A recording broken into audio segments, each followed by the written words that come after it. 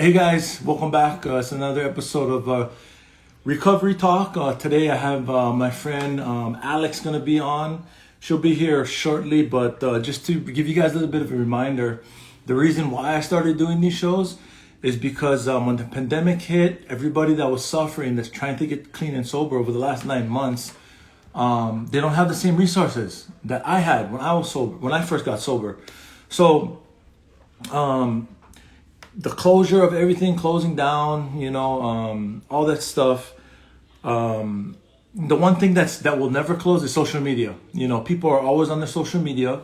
So I thought I should start doing this. I really wish I had this idea like at the very start of this pandemic hit. I would have been doing this a lot longer, but it's just been over the last month I started doing this.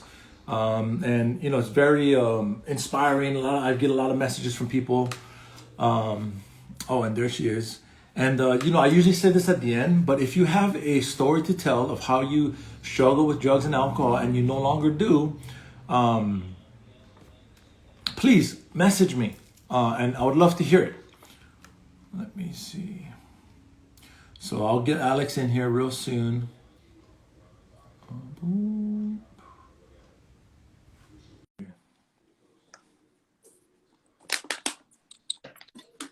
Hey. Hi, how are you? Hey, I'm good. How's it going? Good.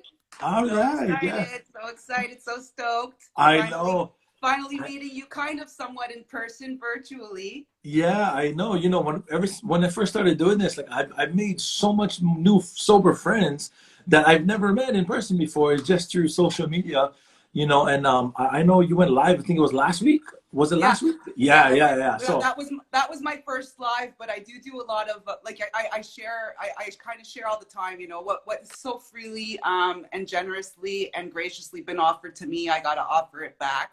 And we'll right. get into that when we go into my Sober Active Canada as well. But Yeah. I'm a firm believer that, oh my gosh, sorry, one of my sponsors is here. I'm a firm believer in without the power of we, there would absolutely be no me. Yes. And the greatest gifts of recovery to me are my connections that I've made and connecting in new ways, Yeah. And recover we Yes. builds community, and Uh-huh. without this community I wouldn't be here. Yeah. So kudos to you and the work you're doing. I think this is great, and I'm excited to be here. Yes, I'm excited to have you, man. I got to, because you posted it to your story last week, so I got to hear a little bit. I was like, oh my gosh, I cannot wait to get this girl in front of me, so to speak, going live and hearing your complete story, what you were like, what happened to you, and what you're like today, basically. It's just so exciting and it's so inspiring for me. Like, even though like I host these shows, I mean, I take away so much from the people that are on here, and some people been sober less time than me. I still get something from them. It's not like just because I've been sober longer than somebody, I cannot learn anything from them. I used to think like that. That I used to have a very closed mind, and I learned that, man, a closed mind is already defeated. Yeah. It's part of the three indispensables. For recovery, honesty, willingness, and open-mindedness is indispensable. It's absolutely necessary if I want to recover. But thank you so much. Hey, so wait, are you from Canada? Because I see you in LA all the time. You know what I mean? No, I was only in LA briefly. Oh, really? We can get to that later on in my Oh, story. okay. But no, I was only in LA briefly. I reside, born, raised Canadian. I'll get into that, a bit of that in my backstory.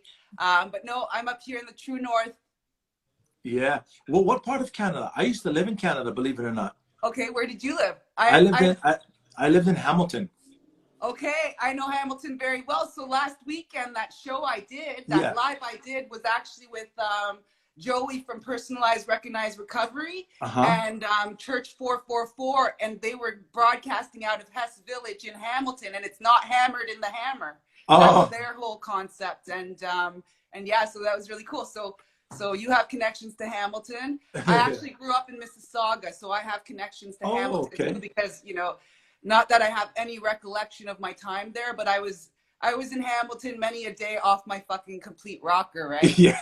I guess before I get into my backstory, I should apologize. I'll probably be all over the map. I never prepare for these. That's all good. You know, my higher power, whatever message I carry tonight my time, because it is 6 p.m. here. Whatever message I carry, it's definitely the message that my higher power wants me to deliver in, through, and around me.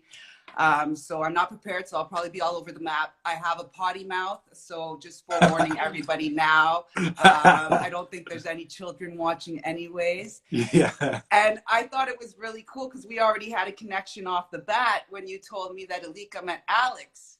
Yeah. And funny enough, I know you're Hawaiian. My daughter's name is actually Halia, and Halia. Oh, wow. Which is Hawaiian for in remembrance of a loved one. So I just That's so cool. Yeah. You know, my name means it means Alex in English, but in the Hawaiian translation, it means guardian or protector. Yeah. Okay. So that's cool. So we're guardians and protectors. Yeah. Yeah. So, okay, Alex, I'll give you the floor to just share your story with us. Okay. So I guess going back, I started, and if there's anybody new here to recovery, my message is definitely one of recovery. There's no better way than the other. I'm just going to let you guys know what works for me. And, if you don't like what I have to say here, or, you don't resonate with anything I say, Alika has another live next weekend. There's a whole community out there. Just keep coming back, keep listening to stories. I know for me, whether like he was saying at the beginning, whether you have 1 day, 1,000 days, 2,000 days, shit, I know somebody's celebrating 29 years today, sober and clean. Just keep coming back, and just, the hope that's shared, and the experience, strength, and hope. Like, I know that's helped me a lot, and just try to make those connections, there's someone for everyone. Your vibe is your tribe, and just never give up on yourself, and reach out, definitely reach out. You're never alone. I guess for me, going back, I'm not going to get into a big drug-a-log or drunk-a-log. I find that kind of takes away, and I think we kind of all know what it was like. But I started using and boozing at the age of 10.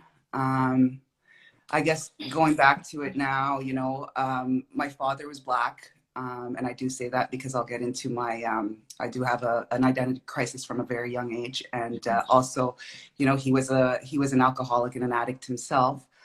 So daddy abandonment issues definitely do play a big part in my addictions, and seeking that validation and love and acceptance in all the wrong places.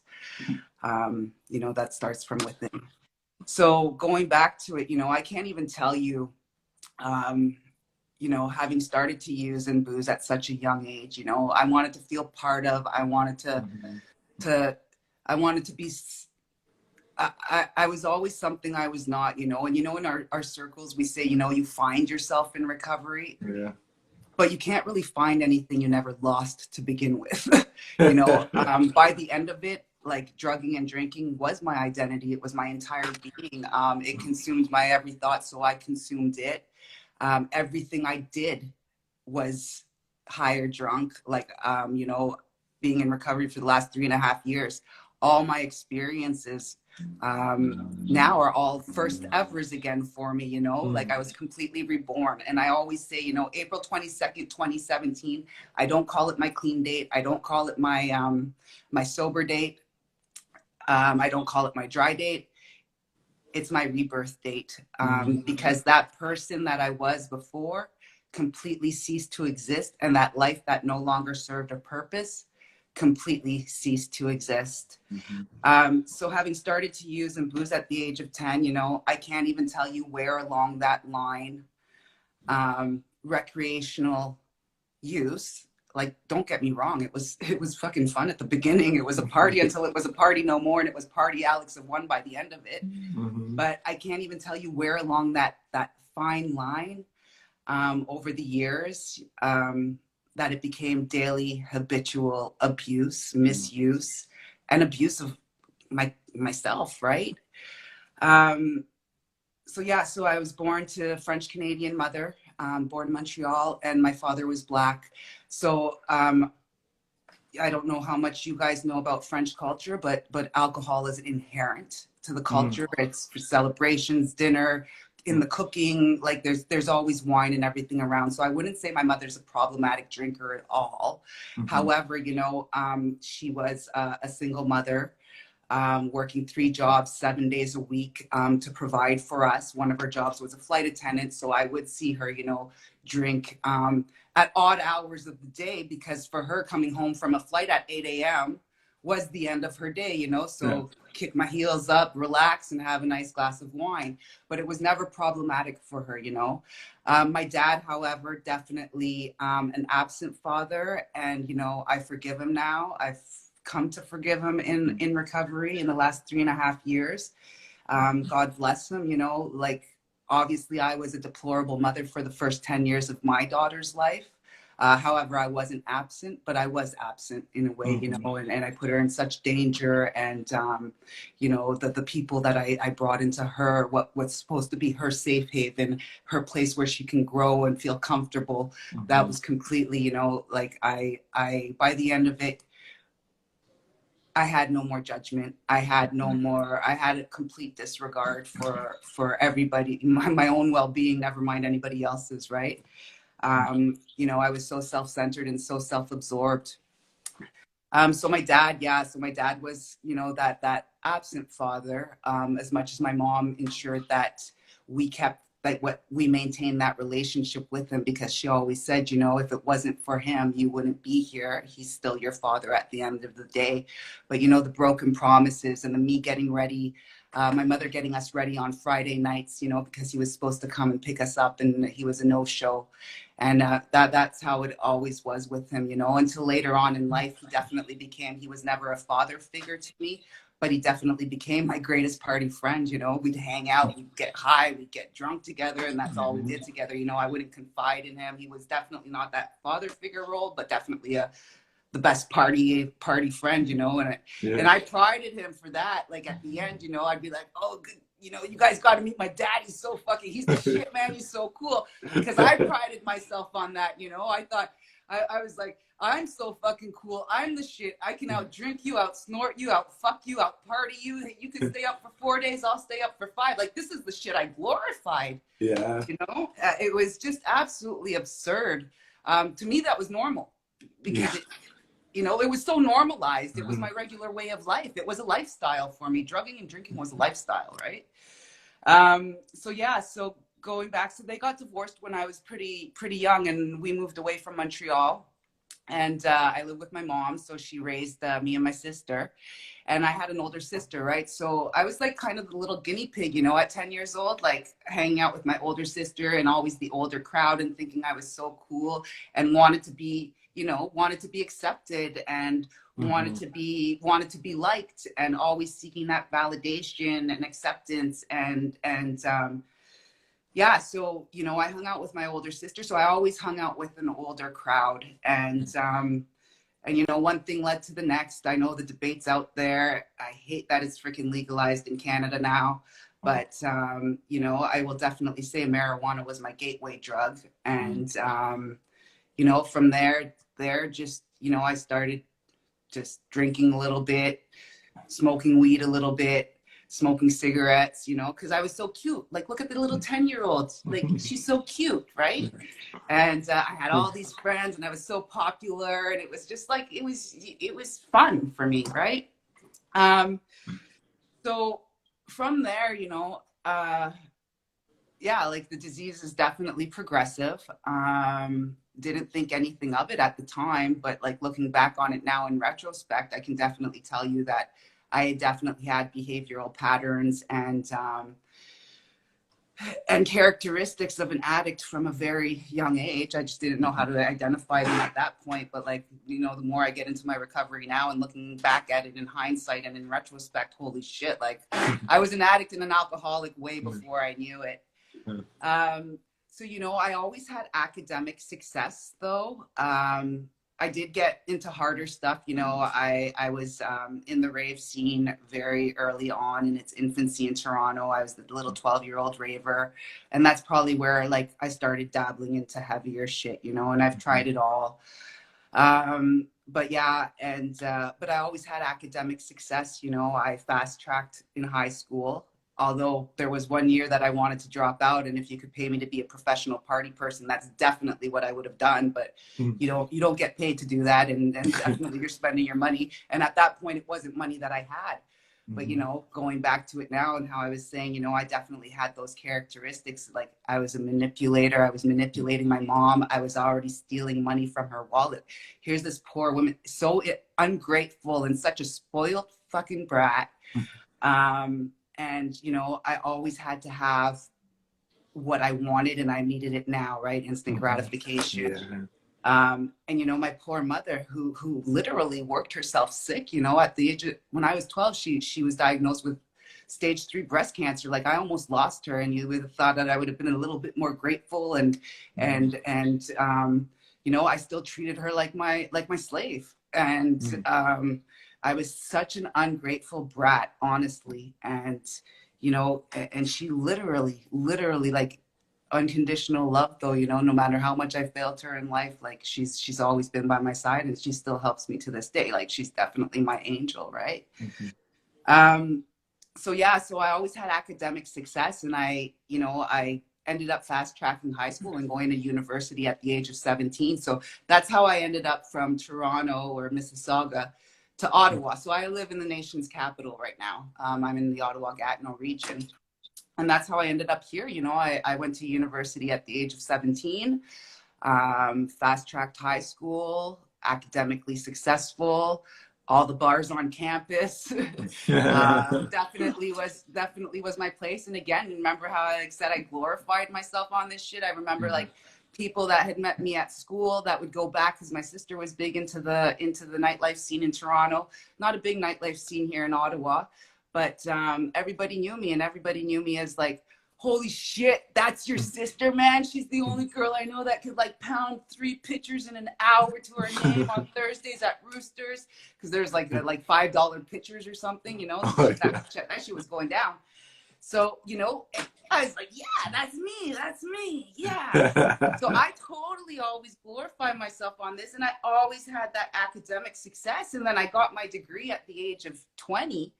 And I got into the federal government of Canada right away, like indeterminately, you know, but shit catches up to you, you know, you're not, you think you're invincible for so long. And then there was this power hungry, egotistical maniac. Alex is the best shit. You know, already high ranking for a 20-year-old, making a lot of money, nothing to show for it, by the way, to this day, making a lot of money at my young age, and still maintaining that dual life, right? That party animal. And when you're younger, like I by the end of it, definitely as I got older, I couldn't maintain that anymore. Like I was looking like shit and haggard and tired, and I had like gashes under my nose, and like it was just horrible the way I was showing up to work, reeking like booze. But you know, back then I could like party till 6 o'clock in the morning and go straight the shower and go, you know. Couldn't maintain that anymore by the end, and it definitely caught up to me after years, you know. So I lived a life of addiction for 28 years, and just debaucherous, you know, and always that need to, again, I go back to that need to you know, for validation and to be accepted and to be liked and to be loved. And, you know, as I get into my recovery, you know, uncovering, discovering, and recovering myself on the daily, you know, I go back to now realizing, you know, I was never black enough for the black. I was never white enough for the white, being of mixed origin. So I definitely do have an identity crisis from a very, very, very young age. And again, my father, you know, being an addict and alcoholic and being an absent father, you know, having to find that happiness and that love in all the wrong places, whether it was like the next baggie of Coke, the next bottle of whiskey, the next guy I'd fuck or frequent, all my relationships have been codependent. We've all facilitated and enabled each other's various addictions. The only thing that I ever had in common with any guy that I'd frequent, and I'm not even going to call them relationships at this point. And, you know, back then I used to always say, oh, he's so emotionally damaged, but fucking I was so emotionally damaged, you know? But, you know, the only thing we had in common was drugging and drinking. And I was looking for that father figure in them, and they were exactly like my dad, you know, deadbeat. And anyways, so, so, you know, yeah, so these are all things I'm starting to discover about myself as I get further into my recovery. So yeah, always that, you know, level of professional success and something to, like, you know, boast about. And I bragged about it, and I thought I was better than everybody else, you know, that I don't even say I had a blown ego. I was a freaking egomaniac. I can Really. relate. And I was so self-absorbed and self-centered, you know. And at the age of 28, you know, I had met, again, you know, my debaucherous lifestyle. I can't tell you how many compromising situations I put myself in. I'd sleep with so many. Remember, I said I glorify this shit. Like, you know, all my friends were guys. So if they could sleep with like 100 girls in a month, then I could sleep with 150 guys in a month, you know? So that was the rotating, and, you know, like putting myself in such compromising and unsafe situations, waking up on the other end of the city, not knowing, you know, who I was with, where I was. Like, how can you call a taxi? You don't even know where your wallet or your clothes are. And you don't even know where the fuck you are. Yo, can you come pick me up? Like, I have no fucking clue where I am, you know? And like, just, I don't even know these people, right? Like, this is just nuts. So at the age of 28, what was supposed to be a one-night stand, you know, and as soon as you'd show me that little extra bit of attention, oh my God, it was love, right? Like, I was looking for that attention and that acceptance and that need to be loved, and so codependent and so needy in terms of, you know, relationship wise. And I met a guy who had given, you know, it was supposed to be a one-night stand, but then he came back to my house 2 days after. I didn't even remember his name. I had to give him a piece of paper and a pen so he could write his phone number down himself so that he would put his name on top. And lucky enough, he did. And that's the only way I remembered his name. And then, you know, we started seeing each other here and there. It was nothing serious.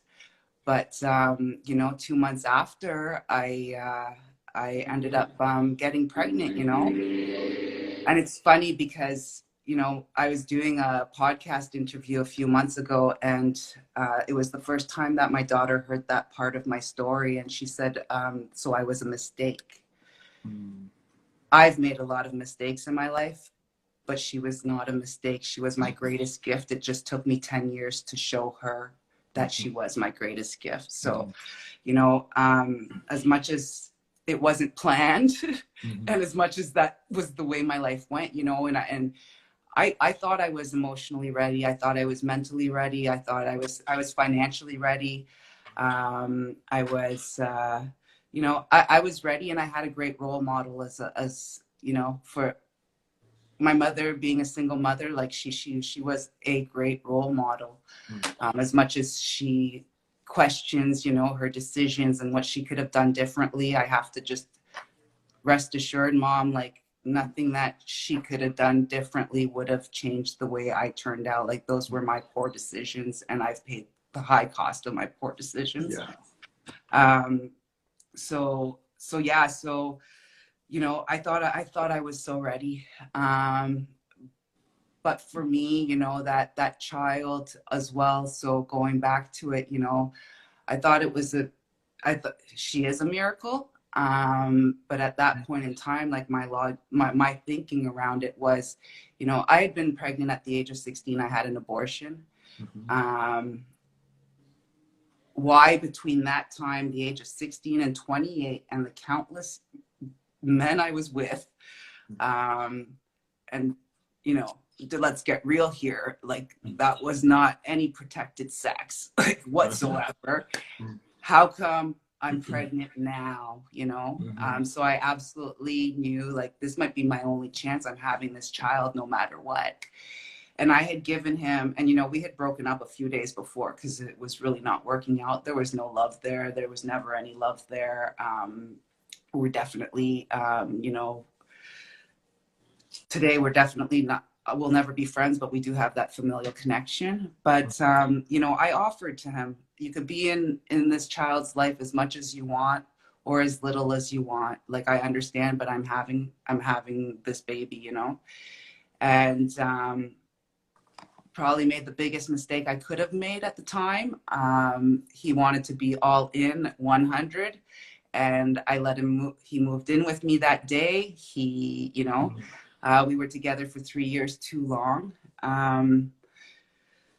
And, you know, we didn't know each other at all. We did not know each other at all. He came with his own baggage. However, I am, you know, as much as it was a forced sobriety, that was my first foray into sobriety. And as much as nobody, including him, didn't think I could do it, I didn't have one rail. I didn't have one sip of wine. I didn't have, you know, one drag of a cigarette in those 9 months. Like I was growing a human life in me, you know. I actually had cause to completely stop what I was doing. However, after, it was the worst 9 months of my life. I've never had another 9-month pregnancy to know what it would be like, but definitely what I had to go through with him and the constant questioning and, you know, me being called a liar and, you know, turning blue in the face to like have to, you know, because you're actually finally telling the truth for once, because like, let's get real. Like I'm not a truthful person, but I'm actually telling the truth. Yeah. You know, I didn't cheat on you. This is your child. Like, you know, anyways, so that to say, you know, I had her and then all hell broke loose again. And I just got in, you know, I wasn't in a good place. You know, there was no love. I was living with this guy who is like, okay, he had his own addictions. You know, he had a gambling addiction that I didn't know. Never get a joint bank account with anybody, especially not somebody that has a gambling addiction. I was always the sole provider financially, you know, and always having my good job and my good stable job. I was the financial provider, but I would do anything to be with a man, right? Because there goes my codependency again, and there goes my need for attention and my need to be loved and my need to be liked. And I guess like not having that father figure in my life and always having, you know, I would do anything. I didn't know my worth. I didn't know my, you know, today I would not let myself be made to feel lesser than. I know what I'm fucking worth, and it's way more than that, and it's way more than that lifestyle that I was living. So yeah, so anyways, so we ended up breaking up after 3 years, went through a tumultuous custody battle. And you know, the judge at the end of the day, I still got granted exclusive custody. So again, Alex, successful, you know, always winning at life, but yet leads this other freaking complete life. Like I could have gotten my daughter taken away from me in this time. And the judge told us straight up in our faces, like, as parents, you guys are like fucking horrible, you know. And that still wasn't a wake-up call for me. So as the years went by, you know, I just continued on and just in my constant needs and my self-absorption and my self-centeredness. You know, I definitely, you know, brought other men into my daughter's household that shouldn't have been here. And things just got worse, you know. And even like I started making, you know, those no judgment, and I started making those poor choices at work. I was, you know, I thought I was getting away with it for so long, and that I was invincible and shit was never going to catch up to me. In my last year of active addiction, and I could tell you probably out of 28 years, those last 10 years were pretty full throes of active addiction. But that last year, you know, I had so many rock bottoms and so many wake up calls that led to April 22nd, 2017. Mhm. And it started happening, you know, like just with work, you know, there was one day I couldn't even, I used to be able to do it. And I showed up to work and I was sitting in front of my office building, um, just shaking and fucking reeking and tweaked out of my fucking mind. Right. And I was like, there's just no way I can go in there today. And I went on my BlackBerry, sent an email to my boss and said, you know, I got in a car accident on the way in and I didn't show up for 2 months. I started forging doctor's letters saying that I had hurt my back, you know, forging doctor's letters. I'm working in the federal government of Canada here for high up people. I'm in a pretty good damn position, you know, and I'm forging doctor's notes. But I had already been dabbling in, you know, using my government travel card to travel to the liquor store and to go get cash advances because at this point, you know, I'm financially I'm broke. I'm broke, and in an act of desperation, using taxpayer dollars to fund my habits. Didn't think that would catch up to me, but it did. So as much as, you know, and I always say that, you know, like I had to be knocked down a few 500 pegs, which I was. And until I was released from the bondages of my own uniqueness and I was honest with myself and admonition to self that I'm no fucking better than anybody else and I'm a junkie and I am an alcoholic and I need fucking help.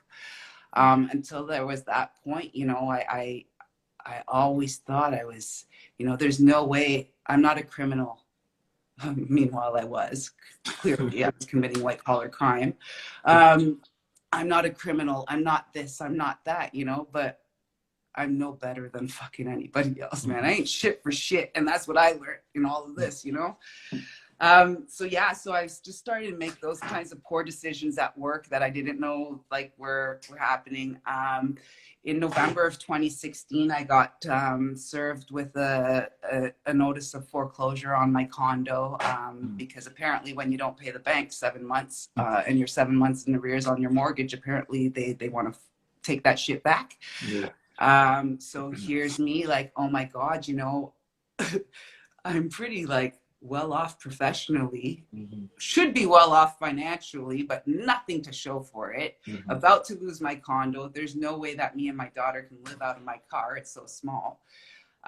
So just all these things started happening, you know, and I was getting in another codependent relationship. But after that notice of foreclosure, I actually right there and then, and I knew somebody that I had met through one of my friends, because she was dating him, you know, and I'd call him my brother and my little brother, but we were just like, let's get real here. Like any of my friends from that past life were just fucking mere acquaintances. Nobody had my best interests at heart, and I was just being used, you know. And but I had met her through him, and she had gone into rehab, and she was in a fellowship at the time. So I reached out to her, you know, and as much as the intent was there, the will wasn't there yet, I guess. But she did plant that seed, you know, so there is something to be said about that. But I did stop. I did stop for, you know, 28 days. As soon as that the bailiff left my house and gave me that notice of foreclosure, I was like, okay, fucking Alex, clearly you have a fucking problem. And you got to stop today. But I ended up finding the money to pay it all back in due time, on time, not to lose my condo.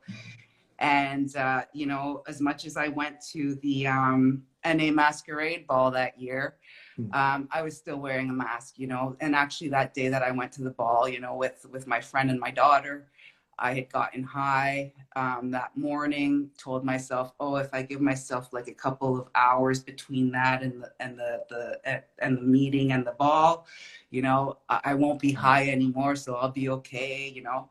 And as soon as like the countdown hit, you know, 10, 9, 8, I was fucking out of there so fast, and I just went on a rampage. And apparently I had a good other, you know, 4 months left in me to go on a complete rampage, and that's what I did. And so you know, the week before I had my awakening, and I did have a fucking awakening that minute, you know, as I lay there trying to sleep that morning. In an act of desperation, yet again, you know, and this is probably what kind of fucking woke me the fuck up, like literally.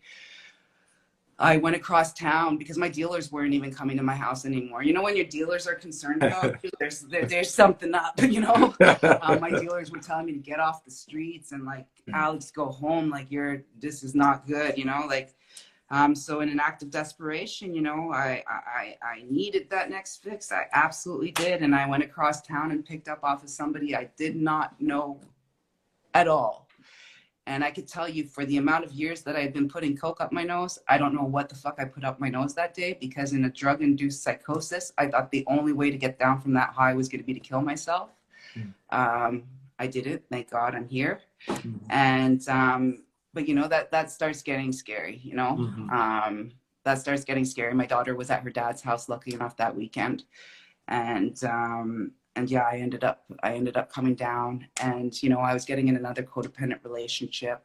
One of my friends who I've known for a long time, I had been in Toronto the weekend before, you know, and he had given me an ultimatum, and it resonated in my head. I didn't take it, you know. He definitely said, if you wake up your daughter at 2:00 in the morning right now to go out and fucking get high, you know, and you walk out that door, never mind our friendship, but you from one parent to the next, you are a shit fucking parent. And is that the woman you're raising? You know, and as much as I laughed about it at the time, come April 22nd, 2017, as I lay there trying to sleep, I got woke as fuck. And I can't tell you, there was definitely a power greater in myself in that room that day, because the countless amount of times in 28 years that I tried to stop, and I'll tell you, like, up and lead up to that morning, sometimes it was between every rail and every sip of whiskey, I'd say, this is the last one. This is it. I'm done. I can't live like this anymore. But all these things started playing in my head, and definitely the fact that my daughter was going to turn 10 in a couple months' time at that point. And there was no way I wanted her to live the life that I lived. You know, it was time for me to step up to the plate. It was time for me to be a fucking parent. And it was time for me to fucking realize that that life that I was living, if you could even call it that, that it no longer served a purpose. And, you know, I won't say I got on my knees. I was fucking tweaking like a banshee in my fucking bed. But, you know, I definitely surrendered at that point, and I don't know what happened. But, you know, when they say flip the script, and there's just a switch that fucking clicked in my head. Because that day, my friend who I had called in November, I called her again and I said, I need fucking help, and I need it now. And had it not been for her, I probably would have never walked through the doors of a room, you know, at that time it was NA. But she, you know, hand in hand, man, like, and there was no turning back from that point onward. And everything from that life, I mean, you know, when they say people, places, things, I cut everything off at the umbilical cord. I never spoke to the same people I did ever again. I didn't do the same activities ever again. I cut that life, that day, completely disappeared. That person, that woman I was before that day, completely ceased to exist. And then so began my recovery journey.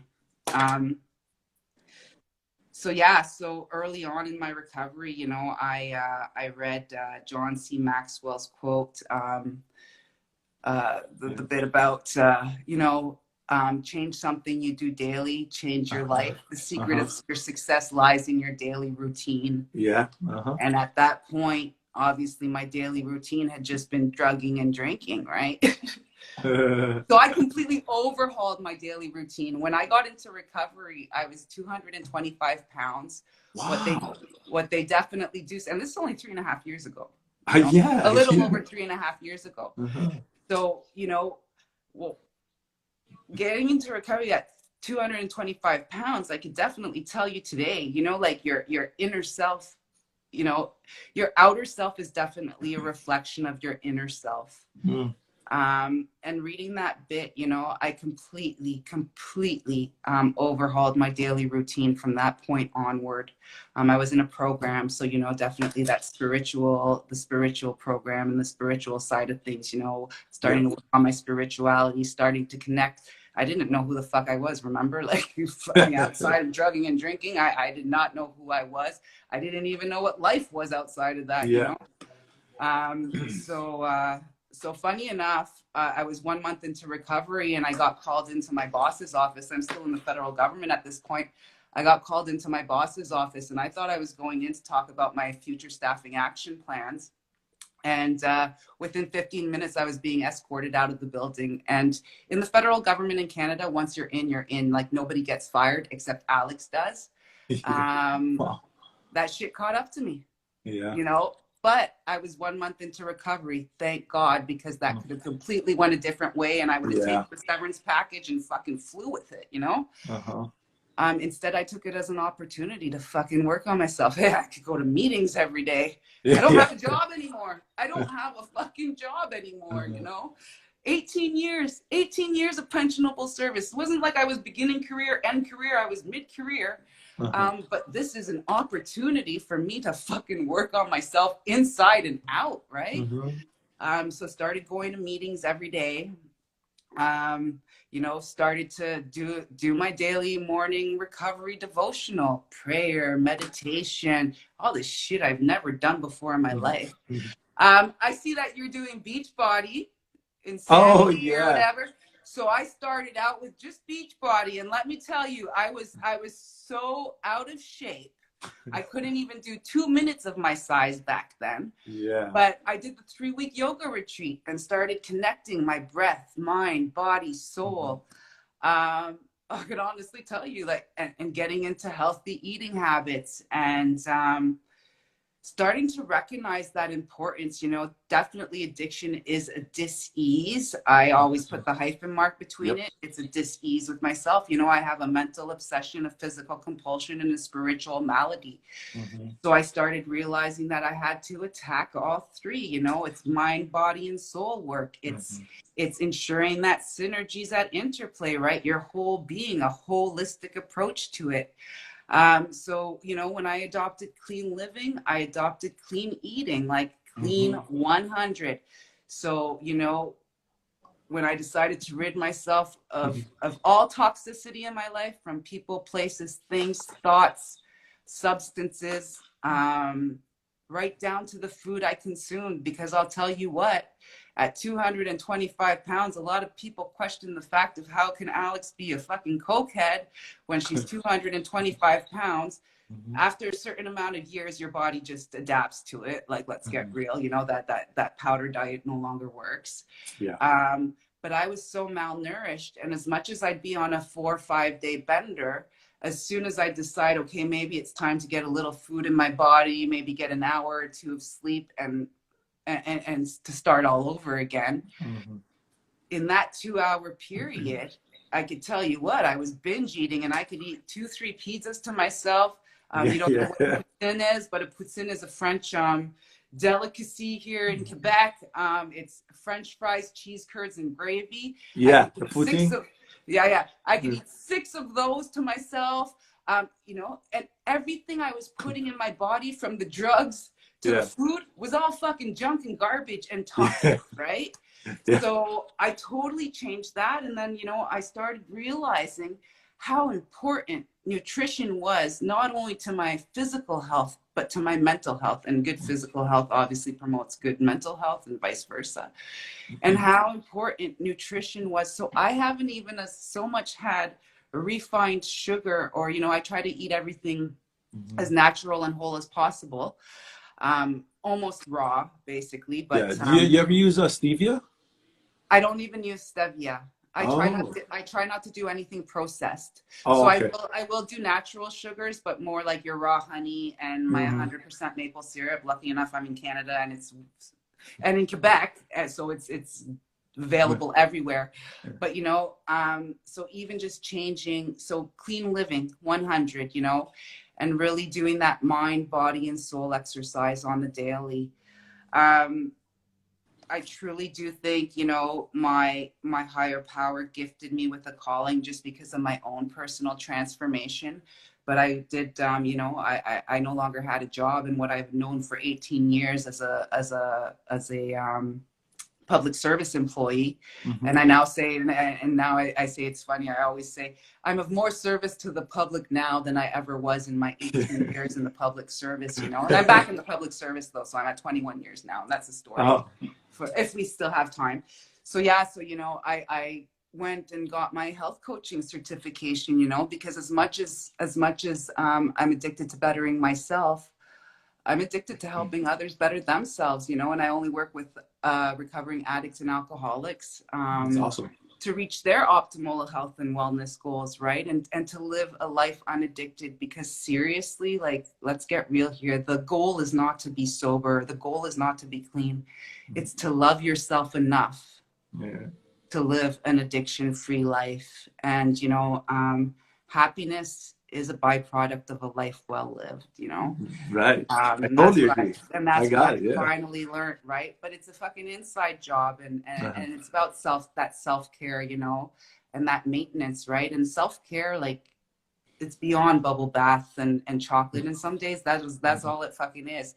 But it's the mental self-care, the emotional self-care, physical self-care, Mm-hmm. spiritual self-care, social self-care, which, you know, we're doing right now, connections and connecting and talking and connecting with community, and practical self-care, you know. Mm-hmm. And that's why I definitely consider it as an important phase of recovery, because for me, like, self-care is self-love, Mm-hmm. and self-love is self-respect, and that's what I was lacking for so long. In retrospect, Yeah.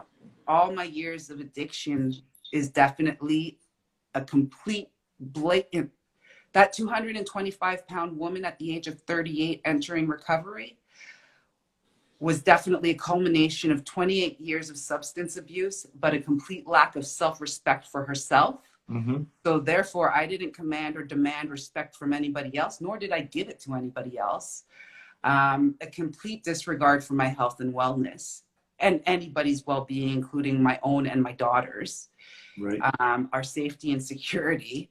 And you know, I was stripped of any dignity I may have ever had in all of that. And You know, it's definitely, funny, like just listening to you, I can identify so much with you. You're like literally like the female version of me. Like it's so amazing. Like I learned when I first got sober in the rooms, they said, focus on the similarities, not the differences. I'm so glad somebody told me that. You know, but just listening to you, like everything I can identify with you. The one thing I didn't do that you did was like, because I had so much bad eating habits from growing up in Hawaii. You know, we just eat so much of the wrong foods. Like we don't even have teeth yet. We're babies, and we're getting fed food. You know, rice and all kind of stuff.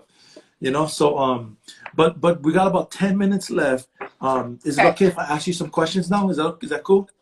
Yeah, that's totally cool, because I think we'll be able to get into some other stuff as I delve into my question, Oh, okay. All right. or as I Okay. delve into the answers to the question. Okay, so the first one, your personal handle, healthy XXL. What does that mean? Okay, so healthy living life large. My journey is one towards healthy living life large. So it encompasses my recovery journey, Hmm. my weight loss journey, what was at the beginning, my fitness journey. So I am a competitive bodybuilder today. A Yeah, year I after, seen that, I man. always say, I always say, Amazing. you know, I lost 95 pounds in my first year of recovery, and that was figuratively and literally 95 pounds of excess baggage, Uh-huh. excess weight, you know. And I always say it's not you know, it's not about the weight loss, but the life gained. And, Uh-huh. you know, I may be half the size, but I'm 2 times the mother.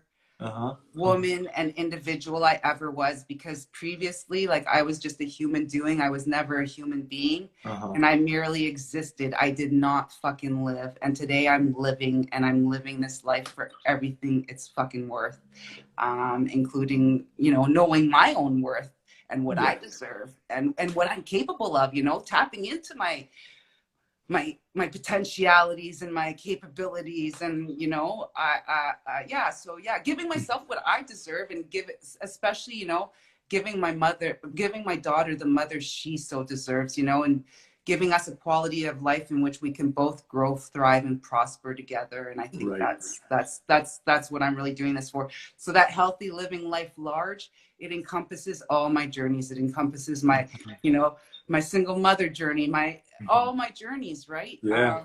I don't only have one journey. I have so many journeys within Mhm. a broader journey, Right, and right. that's healthy living life large. Yeah. That's so cool. Okay. So the sober grind thing, the question I have is why is self-care an important phase of addiction recovery? Okay. Well, I think we kind of hit on it at the end, at the tail end Yeah. of my share, but you know, to go back to it again, you know, I definitely always do say, you know, self care is self love Right. is self respect, and self respect is self discipline. And once you have all those, there lies the true power, right? Higher self and higher power, and tapping into that, you know, and I think.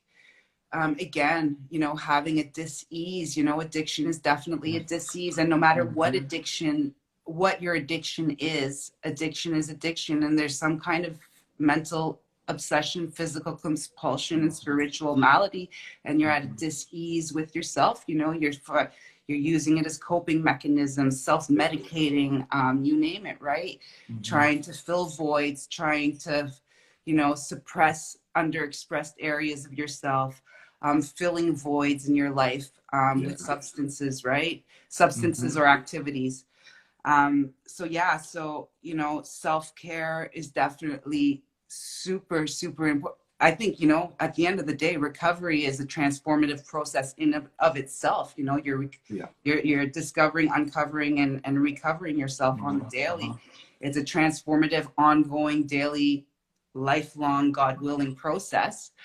Um, but you know, it's a form in and of itself of Mhm. self-love and self-care. It's probably the most empowering decision I could have ever made for myself, right? And then all my empowering decisions thereafter, and all my health conscious choices and decisions, all stem from that one decision I made to get clean and sober, and Right. to recover. Yeah. So yeah, so again, coming back to it, right? The goal is to love yourself enough to live an addiction free life. So Correct. All right. So the next one is so I heard you recently launched the Sober Active Canada. So why now? And can you tell us more about, you know, its mission, who you are, or what you do, its primary guiding principles? okay, so Sober Active Canada is actually a national nonprofit charitable organization. You know, the Sober Active movement. So, you know, looking at recovery from a lifestyle perspective, and Uh-huh. using fitness and nutrition to strengthen and nourish your recovery. You know, a lifestyle plan, because at the end of the day, making that mental, physical, and spiritual amends all in one. You know. Um, so at the end of the day, you know, it's not it's about making that amends to your mind, body, and soul, you know, for the Mhm. years of, it's lifestyle management, right? As much as Yeah. drugging and drinking is a lifestyle, recovery is a lifestyle. So there is a huge international active sober movement, more so in the United States, with, you know, recovery based gyms, what have you. Hmm. So I got plugged in very early on. You know, for me, recovery is a work out your recovery. Our primary principle is, you know, the words are comprised of it themselves. You know, a healthy self is to heal thyself. Hmm. And it's bringing it back to that, you know, that our lifestyles had become unmanageable. Not just our lives, our lifestyles. Yeah. So it's taking that lens of recovery as a lifestyle. So it's a recovery-based community of like-minded individuals who are addicted to bettering themselves. So on our IG page, and I will be branching out onto Facebook, just social media. Blah, right now, I'm just Yeah. busy with it.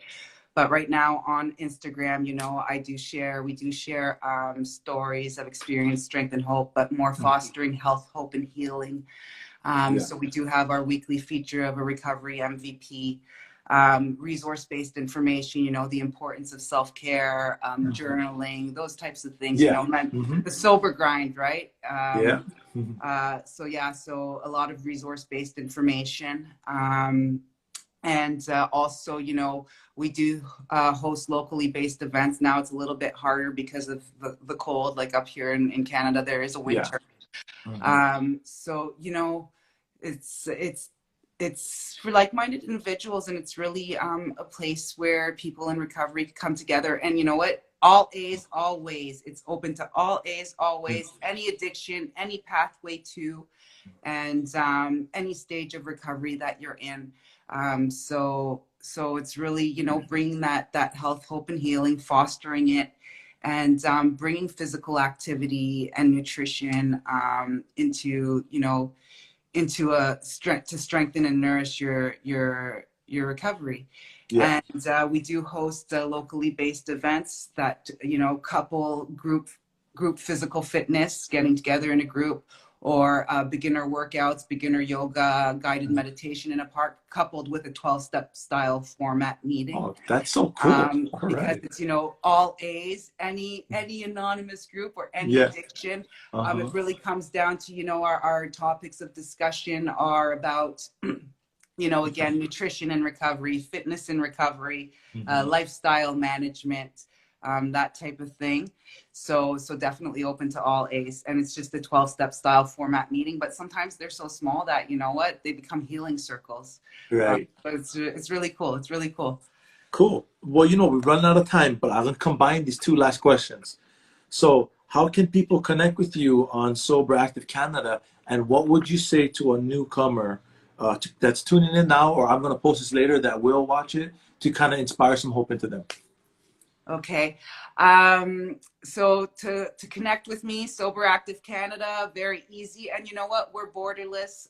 Don't let the Canada fool you. Yeah, it's a national nonprofit, but we're borderless. We have members from the UK, the United States, all over. So not only all A's, always, all pathways, but definitely borderless. Everybody, it's all inclusive, anybody who's looking to better themselves. And I guess I would say to any newcomer, I don't ever sugarcoat this shit, That's right. It might sound easy. It's not, but nothing good ever does come easy. You're the best project you'll ever work on. Give yourself a chance. Just me and Alika here today, like, a better life most definitely awaits, and we're living proof that you can and do recover, and we actually recover together. So reach out. The opposite of addiction is connection, and there's amazing people like Alika doing amazing things, getting us all connected, and you're never alone in this, and just know that you are so deserving and worth this fight. So keep on keeping on, and keep fighting the good fight, one day at a time. One day at a time, one rep at a time, one meal at a time. Yeah, there you go. Well, right on, Alex. Thank you so much for being here. We got to do this again. Instagram gotta allow multiple people to go live at once. They don't do that yet. It's just you can do it through Zoom, but Facebook, Instagram, they don't do that yet. But we got to get everybody, like Jim said, we got to get everybody on one of these days. Yeah. Cool. So thank you again so much for being here. Next time we go live, we'll do something. Maybe we'll think of a topic to talk about. It's just I got to talk to you more about your journey, the weight loss and all that. I know, because we run out of time. We don't really have so much time to talk about that stuff, but I would love to hear more about it. Because, doing the Shanti's thing now, I mean, I did it before when 10 years ago. my metabolism was a lot better back then. You know, I lost 60 pounds in 60 days. But now, I mean, I lost like a pound and a half, and it's been like 2, 3 weeks, you know. But It honestly really all comes down to nutrition, you know, like yeah, yeah, 80% of the battle is nutrition, right? yeah, If your nutrition's not on point, your training don't mean shit. yeah. So yeah. So okay, so we'll connect again real soon, okay? Okay, perfect. Okay, Thank you so much. Alrighty, bye. Okay, guys, that was my friend Alex. Again, I always end with this. I started with this. If you have a story to tell of how you recovered from drugs and alcohol, it doesn't matter to me how you did it. I would love to hear it. Please reach out to me here. This is my personal Instagram. You can also get me on my recovery one. It's pro_recovery_power. So pro recovery power. So thank you guys so much for watching. See you guys later.